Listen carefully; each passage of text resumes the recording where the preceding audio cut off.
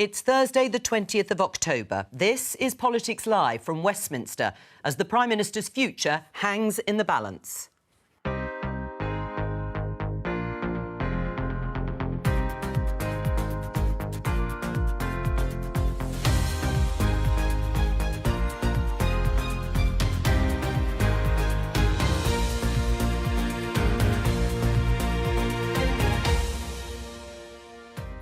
Joining me today, Conservative MP Tobias Ellwood, Shadow International Trade Secretary Nick Thomas-Symonds, the Associate Editor of The Spectator, Isabel Hartman, and The Times' Rachel Sylvester.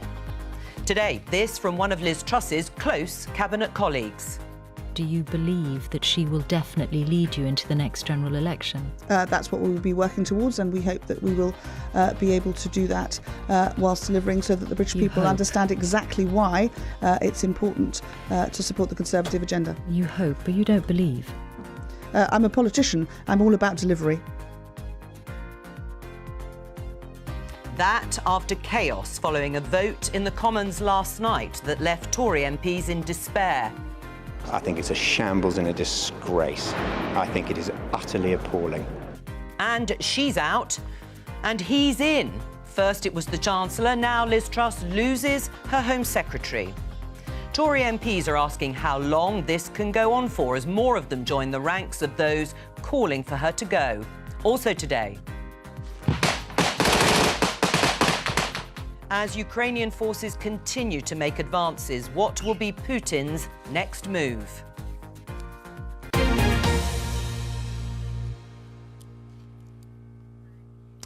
Well, the last 12 hours have been pretty extraordinary. I'm saying that an awful lot at the moment, and at least 14 Conservative MPs have publicly called for Liz Truss to quit as Prime Minister. Dozens of letters of no confidence. You can see number 10, the famous black door. Letters of no confidence have gone in to the senior Tory MP, Graham Brady. He's chair of the influential 1922 Committee of Backbench Conservative MPs. And now we know that Graham Brady is inside number 10, talking to the Prime Minister, Liz Truss. Let's just show you this tweet from the BBC's political editor. Sir Graham Brady, the senior Conservative MP, responsible for establishing whether a Tory leader has the confidence of their party, is currently in number 10, talking to the Prime Minister. Well, a member of the 1922 committee, Miriam Cates, talked to World at One, BBC radio programme, a short while ago and said this.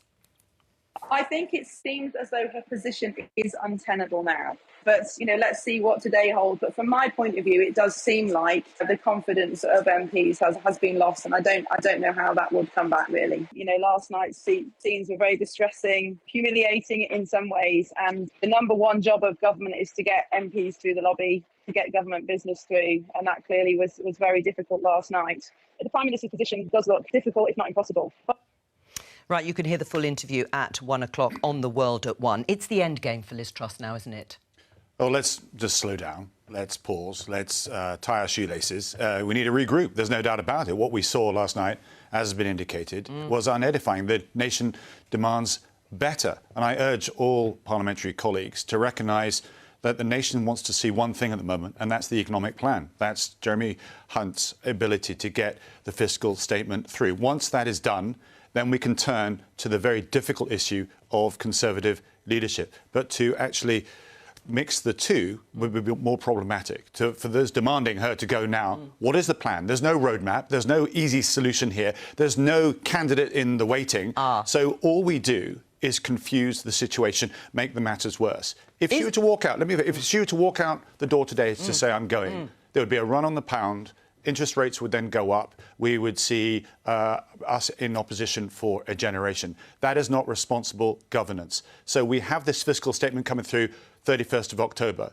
By all means, slide your letter into Graham Brady if you must, but let's keep it in-house, and let's have that very difficult conversation, which the Prime Minister must address after that, about her own leadership and where the country goes. Do you think the only reason in your mind that she isn't quitting or being asked to quit by Sir Graham Brady and others is that there isn't one candidate that you can coalesce around to replace her? It isn't just that there isn't one candidate, but there isn't a roadmap for us to get us there, because the system at the moment obliges us to go to our membership. So we have a bit of space if we are to hold our nerve, allow Jeremy, as I say, to offer that fiscal statement, to work behind the scenes. And we're seeing that perhaps taking place here today. All right, Rachel, is it the end game for Liz Truss? I think it is. And Tobias talks about slowing things down, but it feels now as if events are accelerating very fast.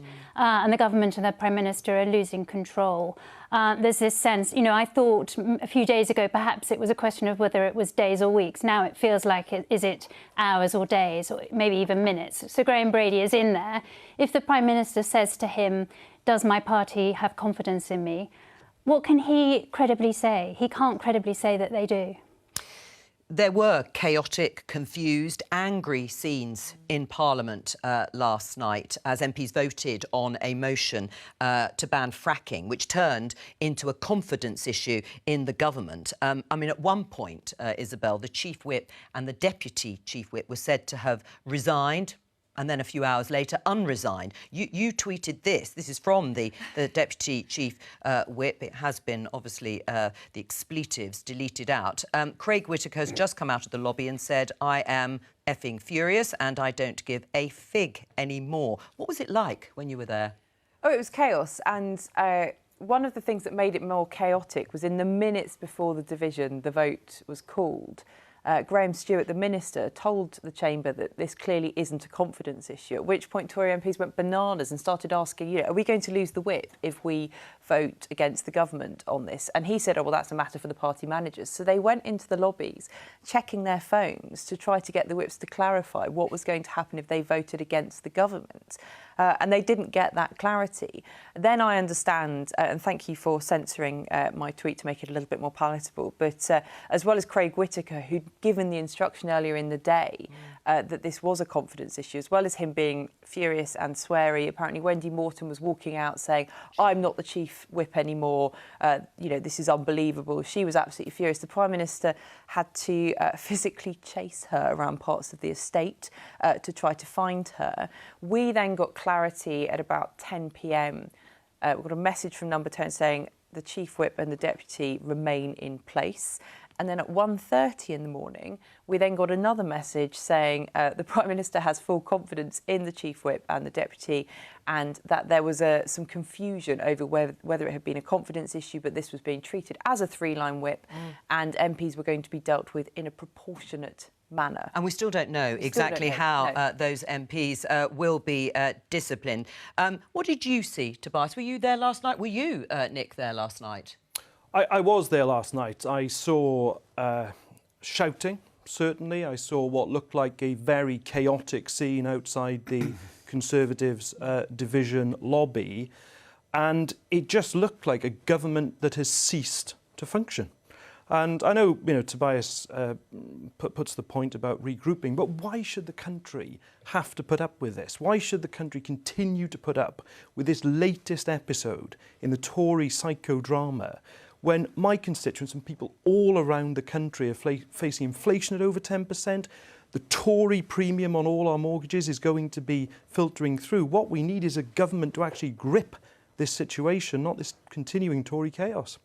They shouldn't have to put up with it, and they deserve better. And we, as I say, we need to regroup, we need to sharpen, we need to show discipline, and we're not seeing that right now. And a lot of this goes back to some schoolboy errors that were made during the leadership contest itself. I mean, the fact that Liz Truss and her team only invited those who supported Liz Truss to be part of the team, immediately alienating all the One Nationers. And yet we see the replacements taking place. Jeremy Hunt, Greg Hands, and now Grant Shapps. These are moderate, sensible voices that are now coming in to balance what's happening in Cabinet. But it's all very, very late in the day, arguably too late in the day. And party discipline is absolutely critical if you want to win votes. And like I say, these are very difficult questions. We can agree where this all might go. I stress that what the nation wants to see, what's going to happen to pensions, what's going to happen to benefits, what's going to happen to interest rates and mortgages. We can get that sorted with Jeremy Hunt. Then we have this very, very difficult question that must be addressed. And this is where Liz Truss potentially must come out and ask either for a vote of confidence or put up her hand. But in the interim, what is the process? What is the plan? What is the roadmap to get the consensus out there? Because unless you have something that lands that everybody can agree with, who wants to be Prime Minister right now, then I'm afraid we're in a mess. There's going to be more breakdowns, more divisions, and more problems in the party as well. Right. I mean, is there anyone you could coalesce around? No, you're now asking me the very question that we need to avoid. We must take this behind closed doors. That's what the party must do. We can be, in the past we've shown this, be ruthless and resolute about resolving these matters. Right now we're not. We're looking ill-disciplined and out of control. Right, for some... Yeah, go on. Could I say, rather than this take it behind closed doors, what about the public? The Conservative Party were on the second Prime Minister, the fourth Chancellor in as many months, the third Home Secretary. The public should be having a say in this. We can't continue... No, that's wrong. And under Gordon Brown, you know that as well. We don't elect a president. We elect a party, a governing party. It's for the party to determine who the Prime Minister is. I hear this argument to say, let's go to the general election. Let's get the economic plan out. Let's see us regroup. And then potentially we can think about the general elections. But to call this now, I think, is taking advantage of the situation. If you are delaying, it's the public that is paying the price. So a Tory MP texted me as I was on the way into the studio saying, we just have to remember the voters are terrified. This is frightening. This is affecting real people in real time right now. Focus on the economic but the longer plan. all this chaos goes on, the more frightening that is for people. And you've got, you know, the Chancellor changed at the time of a cost of living crisis. The Home Secretary changed at a time of national security crisis. It's incredibly unsettling, and I think the longer the kind of limbo and chaos goes on, and we're paying the price for the ridiculous economic plan that was put out during the summer. We should never have got there. Big mistakes in the method in which we got there. That needs to be corrected, and we're in the process of doing that. The reset is happening. But just to come back on Tobias, there is no example where Labour has changed Prime Minister twice in the same Parliament. And secondly, what is the mandate that Liz Truss now has? The mandate she seems to have acquired from the membership has gone up completely in smoke. It now appears that Jeremy Hunt wants to bring about austerity Mark II. There is absolutely no mandate for it. So if there is a desire to get a mandate for it, one should be sought. Just before you, Brian, I will let you reply. I mean, there are some of your colleagues who already think it's too late, that Liz Truss cannot regain any credibility or authority. Let's just listen to one of them, Charles Walker, last night. This is an absolute disgrace. As a Tory MP of 17 years, who's never been a minister, who's got on with it loyally most of the time, I think it's a shambles and a disgrace. I think it is utterly appalling. So you seem quietly... I'm livid. And, you know, I really shouldn't say this, but I hope all those people that put Liz Truss in number 10, I hope it was worth it. I hope it was worth it for the ministerial red box. I hope it was worth it to sit round the cabinet table, because the damage they have done to our party is extraordinary. Do you disagree with any of that, Tobias? No. There's a powerful statement there, and we should learn from it. You go back to this point, though. The anchor that brings together all wings of our disparate party, One Nation on ERG, is the 2019 manifesto. And I'm afraid, going back to the original discussion about fracking, we should have honoured that. And that's half the problems that we had last night. We need to get through this.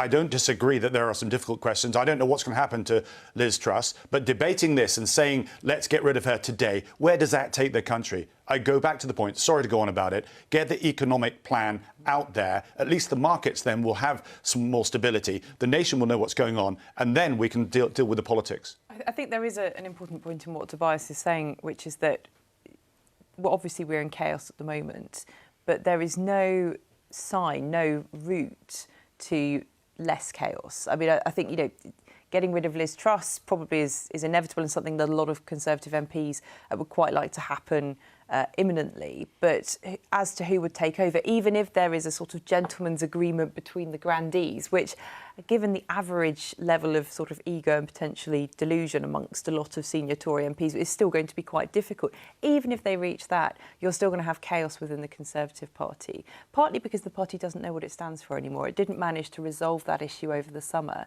and a lot of Conservative MPs who I talk to think that they need time in opposition to work that out now. Right, well, a clear demonstration of that, of course, was the other bit of drama that unfolded last night, which was the forced resignation of the then Home Secretary, Suella Braverman. She was forced to resign after sending what's been described as a confidential, market-sensitive piece of information to a backbench MP over immigration policy. But the letter that she then sent to Liz Truss was pretty explosive, a devastating attack, really, pretending we haven't made mistakes, carrying on as if everyone can't see that we've made them, and hoping that things will magically come right is not serious politics. I have made a mistake. I accept responsibility. I resign. She goes on to say, we'll just pause for a minute while we get the rest of the words up. I have concerns about the direction of this government. Not only have we broken key pledges that were promised to our voters, but I have had serious concerns about this government's commitment to honouring manifesto commitments.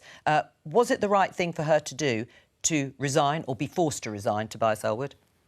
This is the action she took. She makes a point that it is that, going back to that point, that anchor that links us all together, the one that we were elected on, which is the 2019 manifesto. I think there's something else going on here, which I'm not comfortable in discussing as to where things will go, what her plans are in the future.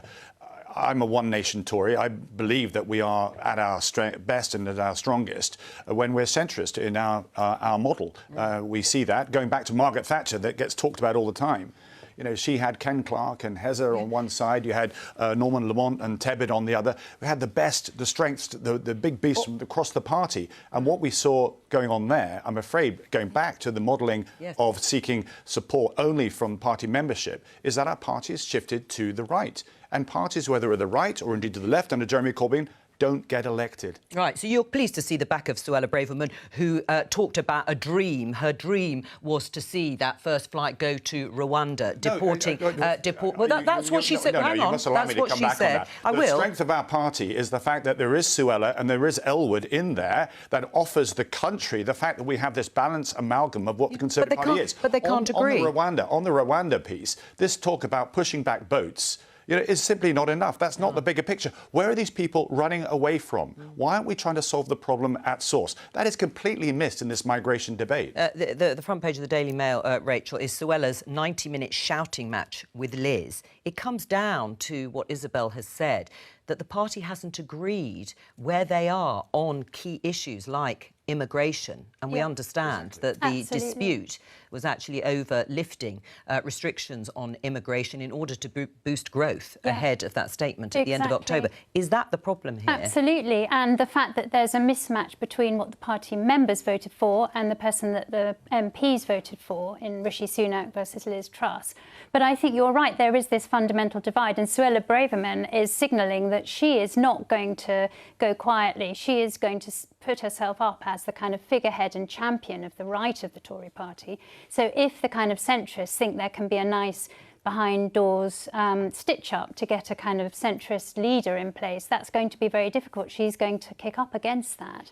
So that she's been positioning herself with the members at the party conference and in that speech about, you know, the wokerati, tofu chomping wokerati, as this kind of flag waver for the right. And it just highlights the fact that the party has a fundamental divide, going back to Brexit, that they haven't agreed even on what Brexit was. We're going to talk about that towards the end of the programme. Suella Braverman has been replaced by Grant Shapps, who actually during the Tory party conference said Liz Truss had just 10 days to turn things around. Now he's in her government. Earlier this morning, I spoke to the Dover MP, Natalie Elphicke. Well, I think the Prime Minister is clearly in a bind, and it's difficult to see how she is going to get out of that. I mean, it is very much a tricky spot. It's been an extremely difficult few days, and we can't carry on like this. Is it time for her to go now for the sake of the party and the country? Well, as I say, I do think she's in a tricky spot. I think things have got extremely difficult for her. But the bottom line is, I think she needs to set out how she is going to lead in the way in which she set out she was going to lead during that campaign over the summer. Certainly what I've seen over the recent weeks is a very different Liz Truss as Prime Minister from the Liz Truss on the leadership campaign. And I think it's important that she sets out urgently what her leadership priorities are. How long has she got? It has been a very, very fast-moving episode over the last hours, let alone days. I think that the mood in Parliament is very concerned among Conservative MPs. This is not a situation or a way in which things should be operating, and is absolutely vital that action is taken, because we can't carry on the way it is. Does it need to be resolved by the end of today? This is a very fast-moving situation. It has, I think, accelerated in terms of the timetable of concern. Going back just 24 hours, I think there was an expectation that no action would be even considered ahead of the next budget event on the 31st of October. The events of the last 24 hours have, I think, accelerated concern, and there is a great deal of anxiety among MPs about where this is now going. If by the end of today nothing has changed and you haven't heard those priorities from Liz Truss, would you say that she has to go? Well, I do think she is an extremely difficult spot, and as I've said, I think she is in a bind, and it is difficult to see how she moves forward from it. But I am prepared to continue to listen to her as the Prime Minister. I am prepared to hear what she has to say and consider what is in the best interests of my constituents and indeed our country. Have you put a letter in to Sir Graham Brady? Well, I don't think that now is the time for speculation about letters. As you know, the rules are that letters have no effect for another year, as those rules stand at the moment. I think what we're talking about is very much a crisis of leadership for the Prime Minister. It has been an extraordinarily difficult 24 hours. I do think it's important that we see whether she can move forward from those events. I am prepared to listen to her on that, but ultimately things cannot continue as they have been. I mean, that does sound like you are on the edge of either calling for her to go or putting a letter in if you haven't already. Well, I supported Liz Truss in the final runoff in the leadership campaign. I wanted her to succeed. But as I say, I've seen a very different Liz Truss as Prime Minister to the priorities that I supported in her leadership campaign, be that immigration, be that small boats, be that compassionate conservatism in terms of looking after the most vulnerable and the elderly during this cost of living crisis. Yes. So I think there are a number of areas in which we have seen a different Liz Truss. Now, of course, everyone knows in politics that things change and you do need to adapt. But this feels more fundamental than that. It feels like a different set of priorities. Tobias? I mean, fascinating hearing that. And I think going back to Rachel's, I think, important point of what happened during that contest when promises were made that simply wouldn't survive contact with reality. And they haven't. And I'm afraid, perhaps urged on by certain wings of the media, she thought she was infallible. And with this shock and awe economic plan, wanting to go way beyond what the original manifesto said, and as I say, going out on a limb, not including the rest of the party. And yes, the Reset Party. So first time people were able to react to this was during party conference, when they were saying, hang on a minute, and it wasn't until Wednesday that we started to regroup. But it's all very late in the day, arguably too late. Stephen Crabb, former Work and Pensions Secretary, is now calling on Liz Truss to consider her position. So, of course, the number of Conservative MPs calling on her to do that is mounting. Should the next leadership election, whenever it is, be decided by MPs only? Yeah, sorry, I meant to say this. This is William Hague who changed the rules. He's now advocating going back because absolutely it's the questions that you ask the MPs are very different to the answers and questions that you're going to get from our membership as well. But any person, any colleague of mine, I humbly say this, who says she has to go, has to then offer what the plan is to then replace. And that plan isn't there yet. And that's why I suggest it's done behind the scenes, get on, allow the economic plan to come out and absolutely address this in a couple of weeks' time. Well, the plan could be there. Surely, just before you respond, Nick, the Daily Telegraph has Liz Truss has to go if the Tory party is to have any chance, I should say, of recovering, and that is Lord Frost, David Frost, former Brexit minister. So, again, yet another senior politician calling on Liz Truss to go. Nick? But this chaos is just continuing, isn't it? And the damage is done. Tobias talks about now having another leadership election where only MPs take part. But look at the damage that the Conservative Party has already subjected the country to with the leadership election it's just gone through over the summer. We then had essentially an economic experiment where people are going to be paying the price for months to come. It's appalling. And how on earth the Conservative Party is just not in a position to be trusted with governance anymore. Just to bring everybody up to date, while Tobias is nodding in agreement with a Labour politician, talking about the chaos that has ensued, let's just show you number 10 Downing Street. We said Sir Graham Brady, the senior Conservative MP, there he is behind the umbrella, going in to see the Prime Minister to talk about, probably at her behest, I have to say, whether or not she has the confidence of her party. Well, let's take a pause, because while chaos ensues here in Westminster, the war in Ukraine continues to intensify, with fears over what the Russian President Vladimir Putin may do next. The Defence Secretary, Ben Wallace, has been in Washington over the past few days, talking to his counterpart there about how to counter the increasing threats out of Moscow, particularly around any use of targeted nuclear weapons. Let's talk to the BBC's Moscow correspondent, Steve Rosenberg. Steve Rosenberg, can you give us a sense of what is happening there and the state of Vladimir Putin's mind? Well, I wish I could get into Vladimir Putin's mind and get out again and be able to tell you what he's thinking. I can't. I can just base my conclusions on what he's been saying and what he's been doing. Clearly, he's a leader who's under pressure at the moment. His so-called special military operation has not gone according to plan. It was only supposed to last a few days, a few weeks maximum. That was 8 months ago.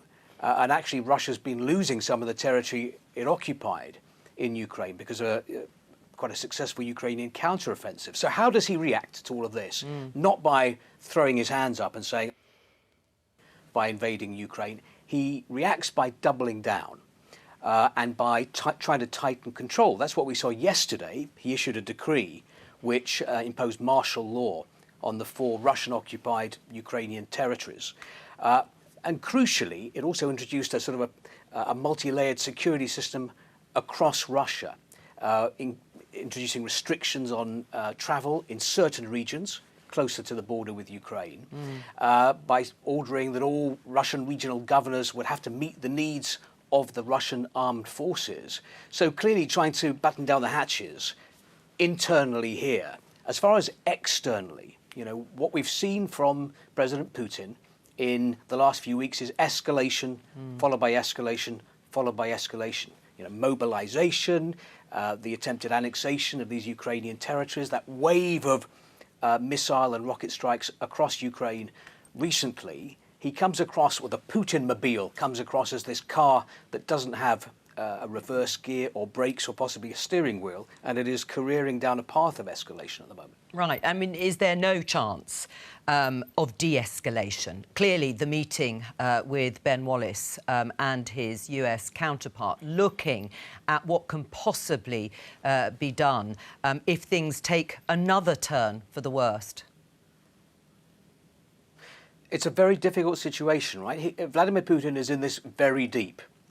And at the moment, there is no sign of de-escalation from him. There is one thing, though, you know, the geopolitical poker player that he is or always has been, I think he probably thinks he has a strong card in his hand, which he may play before any possible nuclear option, right? And that is the energy card. Because I think Vladimir Putin still believes that the cost of living crisis in Europe, the energy crisis in Europe, will help him, that at some point during the winter, European governments will come crawling to him on their knees and say, look, we give in, we will remove our support from Ukraine, just give us cheap energy. I think he believes that is still possible if he's given time to play that card. He still comes across as someone who's confident that he can win this conflict, both in Ukraine and against the West. Steve Rosenberg in Moscow, thank you very much for talking to us today. We're going to go into the Commons because Ben Wallace, we've been talking about the Defence Secretary, has been updating MPs and said this to them in the Commons.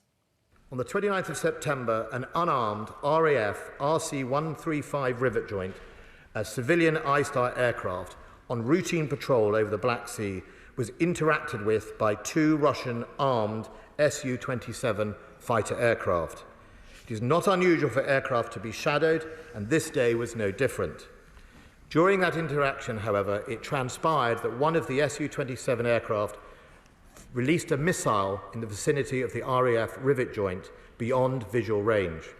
Ben Wallace there, how serious is that, Tobias Ellwood, obviously as chair of the Defence Select Committee? Yeah, I mean, this is an escalation. This is where Putin wants to take things. He wants to actually provoke us. He is back against the wall. He's losing this. Who'd have thought that Ukrainians will be actually pushing back against the 3rd largest army in the world? And Stephen was absolutely right. We need to understand Putin better as to where mentally, psychologically, he will go. Because I think we need to be prepared for, I'm afraid, the unthinkable, that he could possibly either use a tactical low-yield nuclear weapon or indeed attack a nuclear civilian power station deliberately to provoke because he's losing. And this is his war. If he loses, it's his reputation. It's probably the end of Putin. Nick? Well, look, there's a cross-party consensus about this issue, and that's an extraordinarily serious incident that Ben Wallace has described. And it just reinforces the need to stay strong. We are resolved here in the United Kingdom, but also the Western alliance. Putin has had to withdraw from that offensive on Kyiv. The Ukrainian counter-offensive in the east of Ukraine has been significant. He clearly is being pushed back. But in that situation, of course, we can't predict what Putin does, but we have to be clear that Putin must fail in Ukraine. Let me just show you this headline in The Times. It's from Admiral Sir Tony Radakin, head of the Armed Forces. Army must be war fit in face of Putin threat. Is it war fit? No. We are overstretched. The Army, the Air Force, the Navy. I've been saying this for some time. We've reduced the number of personnel. We've reduced the number of F-35s from 138 down to 138 to down to 48. We've reduced the number of Type 26s and Type 45s. We need to recognise that the world is getting more dangerous, not less, not least in Eastern Europe. And Britain is a nation that steps forward, arguably more so than other nations do. We have a leadership role as a P5 member of the United Nations Security Council. We can only do that if we lean in with our hard power and recognise where the world is going. Is it a red line for you, the 3% of spending, increasing defence spending by 2030 to 3% of GDP? Everything's on the table, Jeremy Hunt said. Well, I'm pushing very, very hard to make sure that everybody understands the relationship between our economy and indeed security. What's going on in Ukraine? Food prices, because those ships can't get out of Odessa. So is it a red line? Into that, well, I don't know, what does a red line mean? Well, a red line means if Jeremy Hunt says, I'm afraid we can't keep to that commitment, even though we've spelt it out, what will you do? Well, I'm going to keep pushing for it. If I'm a betting man, I would say he actually will honour it. Because, as I say, our economy will start to falter. Our prosperity will be affected unless we stay strong, as I say, because we are so open. We embrace globalisation, so we're subject to international headwinds, arguably more than others. If we reduce our defence budget, it affects the whole of the economy, it affects the whole of the Treasury. It won't just mean less money for defence, it'll mean less money for all government departments. Well, let's hope they're listening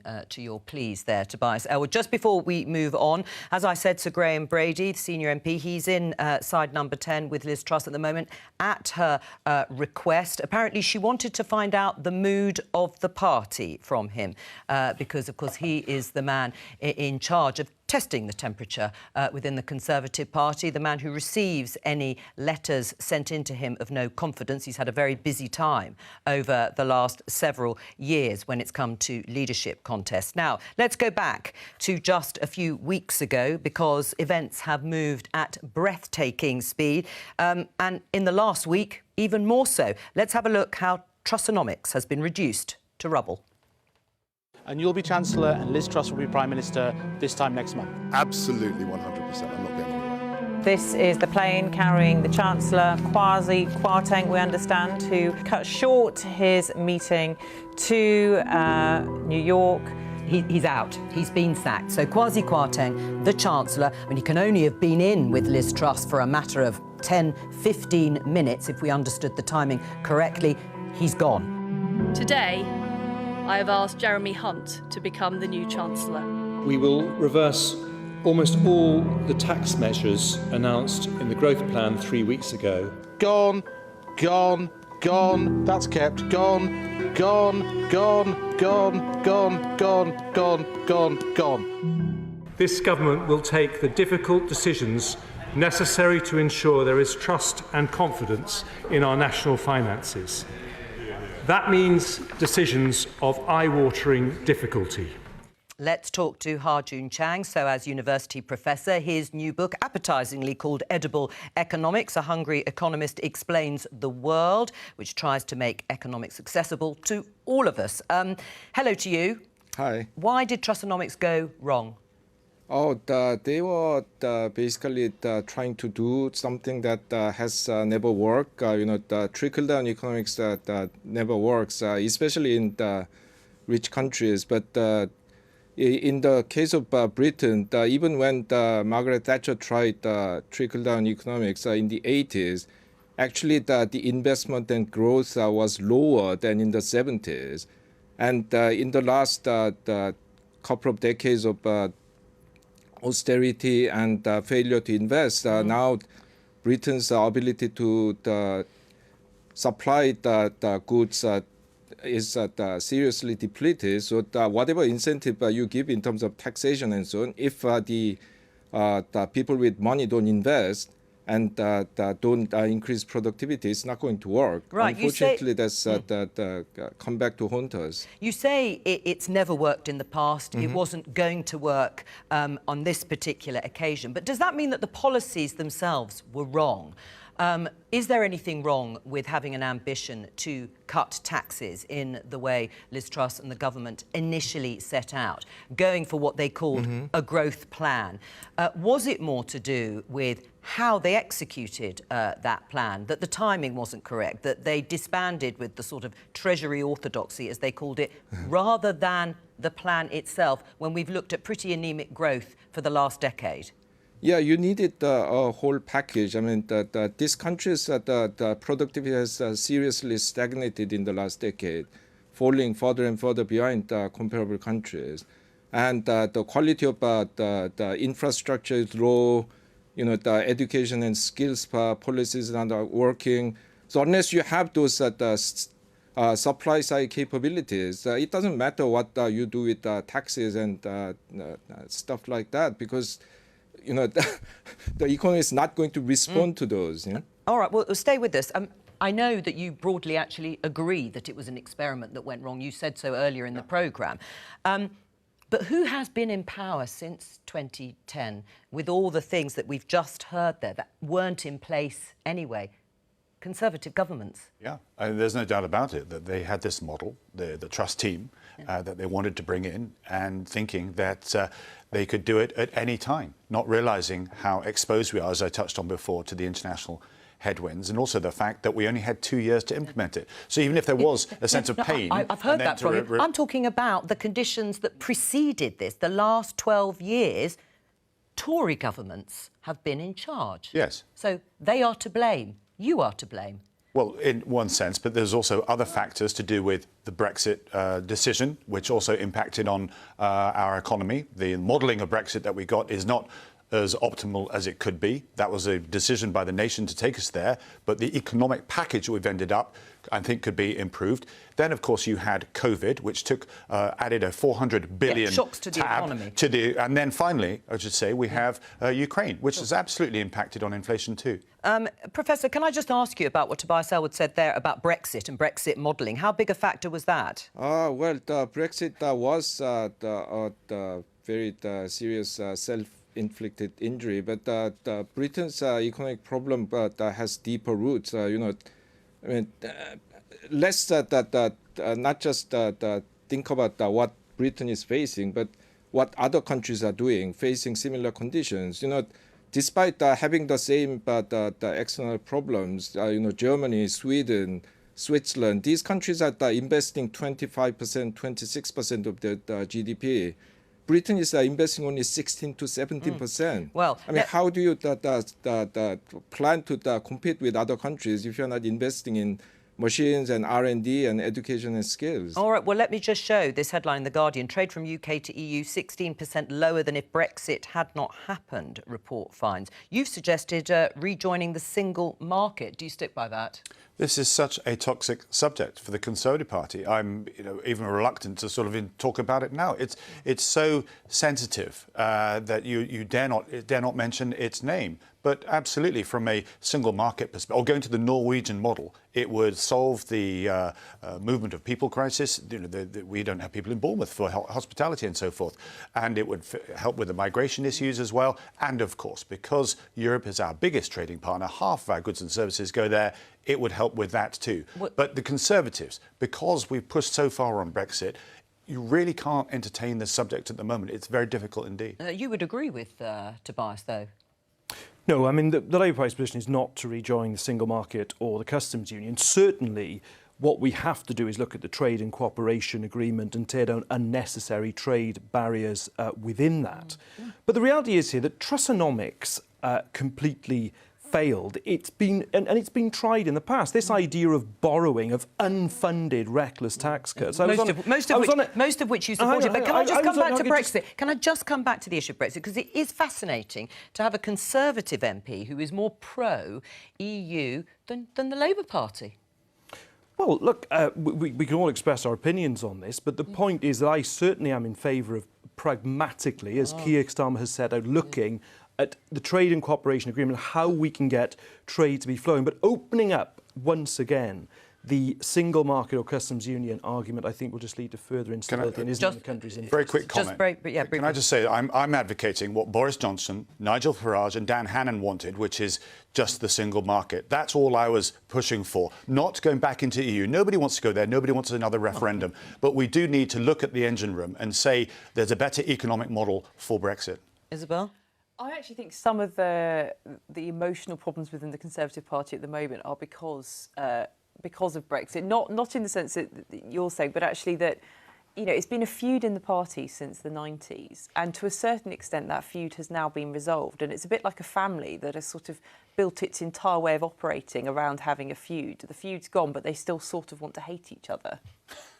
But also they haven't decided really what they wanted Brexit to be. So there was always this internal tension within that Brexit coalition between the kind of liberal free marketeers who wanted the Singapore-on-Thames version of Brexit and the more protectionist Little Englander in the stereotype who wanted to kind of low immigration, not deregulate the country. And that was never, ever resolved. And that's what we saw kind of now playing out in the Tory party. The problem with Liz Truss's agenda is it was sort of ideology running up against reality. So she had this thing about Treasury orthodoxy. They were mistrustful of the OBR. They didn't want the OBR to run the slide rule over their figures. But in fact, it turns out that's just economic reality and the sort of markets spoke. I just want to thank Professor Ha-Joon Chang for joining us to talk about the economy, because I'll just remind viewers about the meeting between Liz Truss, the Prime Minister, and Graham Brady, the senior Tory MP. We understand Jake Berry, the party chairman, has also gone in. This is quite a long meeting involving senior members of the Conservative Party. I interrupted you when you wanted to talk about Trussonomics. Well, the point I was going to make is simply that Trussonomics has been tried before. I mean, I was on an alternative programme the other day talking about the early 1970s, 1972 budget, another Conservative government that had problems producing growth. They tried to borrow unfunded tax cuts, and it led, I'm afraid, to fueling inflation. It led to cutting public spending. This was tried again as some sort of experiment on the British people. And once again, we've got a crisis made in Downing Street. It's going to be working people paying the price of this. And you'd like a general election as soon as possible? We'd like a general election as soon as possible. The Conservative Party is incapable of governing anymore. That's all we have time for today, although there was quite a lot to talk about. Thank you to all of my guests for joining me. I will be back with more Politics Live tomorrow at 12:15. You can follow on BBC Two and on the BBC iPlayer. Thank you.